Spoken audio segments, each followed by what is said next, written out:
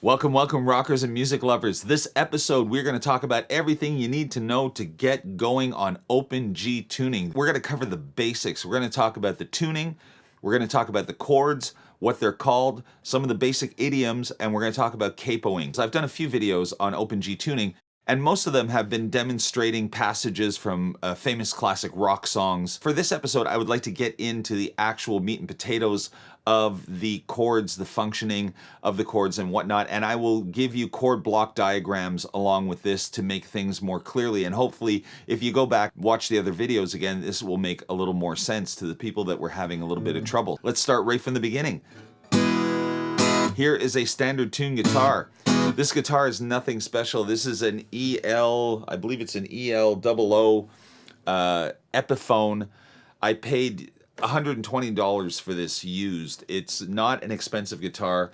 The headstock has been snapped off. I repaired it myself, hence the fancy pointy-headed paint job to cover it up. And I just shot some flat black on the front. This LR Baggs M1 pickup is worth way more than this entire guitar is. But just to show you that you don't need an expensive guitar to get up and running. This guitar stays in tune, it plays great, the touch is excellent, the neck is totally straight. You just have to look around a little bit to find something. Tuning up your guitar. What is open G tuning? If you've been looking around at open tunings, you've probably heard of open E, open D, open G, open A.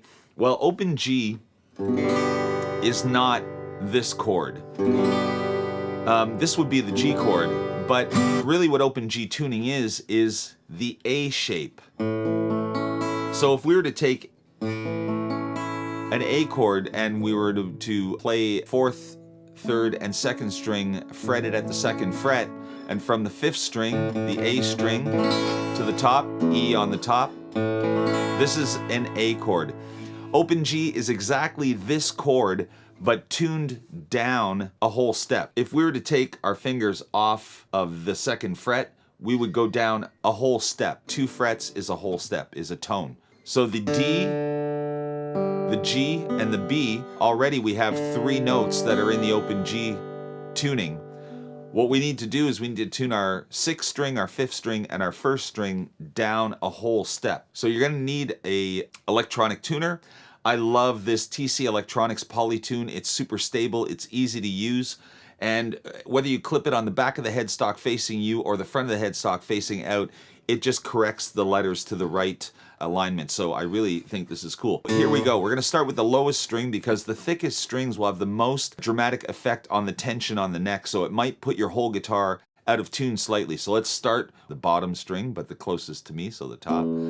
So E, we're going to go down D on this one, but we're not just going to tune down to D and stop there. We're going to go below D and then come up a little bit, because if you just tune straight down, there's a very good chance that your string might get caught in the nut right here, and then when you start fretting and strumming, it would go out of tune. So here we go. We've got a nice solid D on the 6th string. The 5th string we're going to turn down to G. Again, below G and then back up. There we go. See, we've gone sharp a little bit on the D string because of the change of tension on the top string. So we'll go down a little bit and back up. G seems to be okay. The B seems to be okay. And this E, the high E string, we're going to take down to D.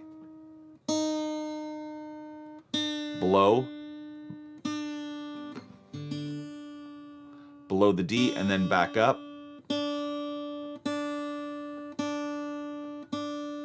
Now let's go back and check it all again because it could have slipped a little bit. Yeah, there we go. So below the note and back up. D on the low string. This seems to be fairly stable. Oh, maybe just a hair sharp. So let's go below the G and back up to the G. D is good. The G is good. The B is good. Oh, the B It's tending to go sharp a little bit. So let's go down and back up. So this is the process to actually tuning your guitar correctly. If you just tune it once, there's a very good chance that the entire guitar will slip a tiny bit out of tune. Here we have the guitar tuned to an open G. Now what is important to remember is that because, like the A chord that we were fretting here, the tonic on all of these chords will be determined by the note on the 5th string of the guitar, not the bottom string, the 5th string, okay? So G, G sharp, A sharp, B, C. There's no B sharp. There's no B sharp and there's no E sharp. So if you're going from B, it's C, C sharp, D, D sharp, E, F, F sharp, and then you're back up to the G. And see, even though this is a cheap guitar, it keeps its tuning pretty well up and down. You don't need an expensive guitar. Second step, capoing, okay? We'll often play, I like to play open, but sometimes I capo it. And the problem with capoing is that if you don't place it exactly right, it'll buzz, strings will buzz, or it'll put your guitar out of tune. Common places that we capo are on the 2nd and 4th fret. When I capo, what I like to do is this little rubber pad under here. You can see there's a little rubber pad and there's a little bit of a bevel on the side. So it's not just a square block like this. It has a slightly sloped kind of rubber pad here. So what I want to do is I want to take the slightly sloped part of it right where it's starts to curve, and I want to put that right on top. I don't know if you can see that here. Put that right on top of the fret, not in between the fret like this, because what happens if you put it in between, if your capo has a very strong spring on it, it will press these strings down in between the frets and it will put your guitar out of tune. So what I'm going to do is I'm going to put it right over, just so the edge of the rubber pad is right on top of the fret. And it seems to me that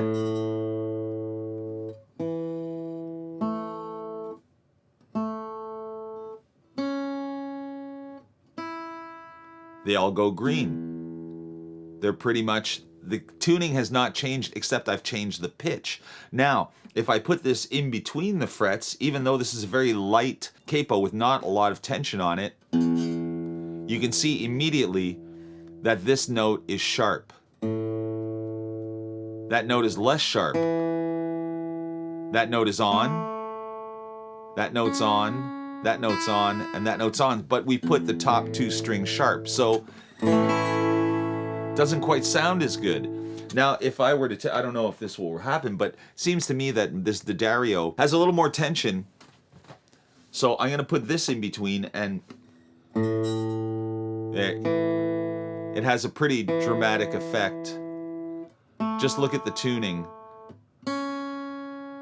See, even more of the strings are out of tune now. So where you place the capo is very important. But even with this one, I just look at the beveled edge of the rubber and I put that directly on top of the fret that I want it to be on. And you can see on the tuner that, bingo, I'm right on there. So I hope that helps. And the same thing will happen if you do it on the, see, we're right on. If you haven't done so already, hit us up with a comment below. While you're at it, do yourself a favor, hit the subscribe button and the notifications bell. Let's stay in contact. We have a lot of cool stuff coming up in the future. How do we know what key we're in when we're capoing? Well, if G is our tonic, the 5th string open is our tonic, all we need to do is count up the frets, and each fret is a semitone. So G sharp would be the 1st fret, A would be the 2nd fret, B flat or A sharp would be the 3rd fret, the 4th fret would be B. So if you want to play in B, you would just capo up there, or if you want to play in C, it's that easy. So I hope that has cleared up the capoing a little bit and some of the troubles that you might have using the capo with an open tune guitar. Okay, we don't need the Don't need the tuner anymore. So chords. You have a major chord right here. You have a G chord. So if you just used your finger like a capo, well, G, open. 5th fret, barred. C chord. 7th fret, D chord. E, F, as I did at the beginning.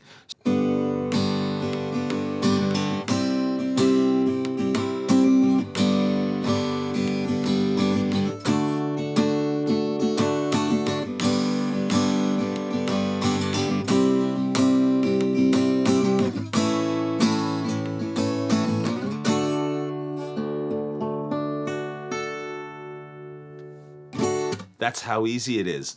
There are also some idiosyncrasies that people use, and this is a very popular one. I call it the Keithism.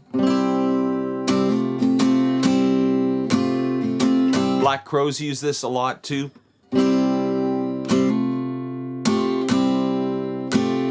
So what it is you're just basically fretting the 2nd string right in front, 1 fret up, and the 4th string 2 frets up. So it looks kind of like an A minor 7 chord down here, but you're just putting it. And because of the tuning, it's not an A minor 7, it's actually, it's a sus chord. You're putting a sus 4 there on the 2nd string, you're putting a 6 here.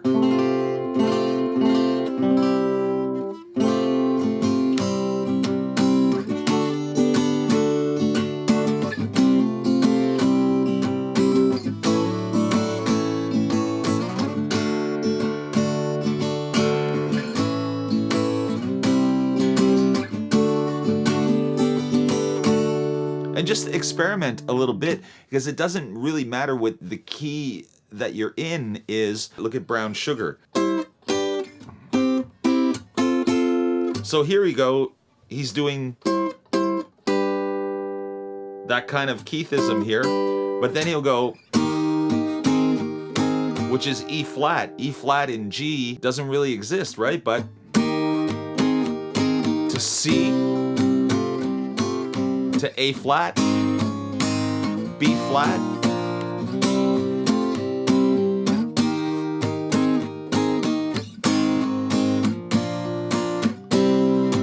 and he puts the Keithism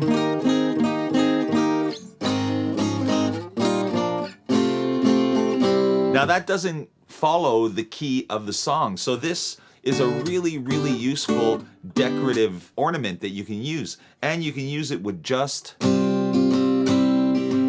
2nd finger, and you're getting a sus 4 chord. Or using the 6th thing for that little rock and roll.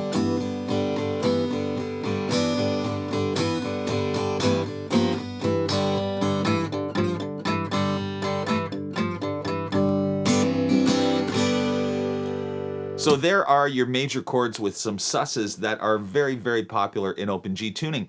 Another thing that I'd like to talk about is, because open G is a major chord, how do we play minor chords? Well, it's not really that difficult if you know what a minor chord is. A minor chord is the same thing as a major chord, but the 3rd degree of the chord is flattened 1 semitone. So in G, B is the 3rd of G. So here, this B string, we have G, D, G, B, D. If we were up at C, and this is a C chord, that 2nd string note, the E, that's the 3rd. So if I wanted to change this into a minor chord, all I'd have to do is flatten that note. And you can't use the bar anymore, but you can bar the first 3 like this. This is 1 chord. Or if you want to include the high string in there, you keep the tonic. You have C and C. And there you have, all you have to do is deaden that note, as you can see in the chord diagrams. So C, C minor. What are the common chords in G? G, A minor, B minor, C, D, E minor. Then you have F sharp diminished, which you wouldn't use very often, and then back to G. So here you go. You can play the 4 magic chords. You know, you can play a zillion songs this way, or you can just keep it in the major and use the Keithisms and the rock and roll.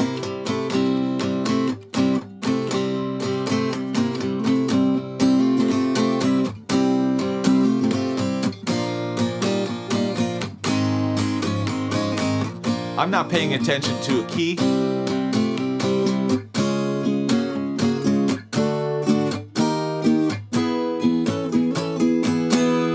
I'm just having fun with Open G. It is such a cool tuning. I've written a ton of songs in Open G as well. I highly encourage you to experiment with your own melodies and your own chords. You can get some really beautiful and sometimes surprising results just by experimenting a little bit. Sliding.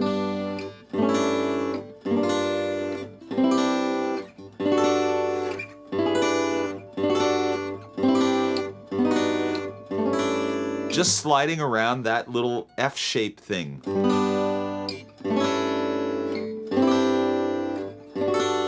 Some places will sound better than others, but you get this beautiful, resonant drone note.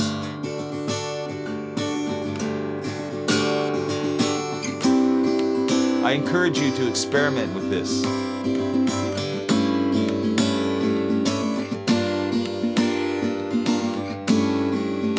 It's that easy.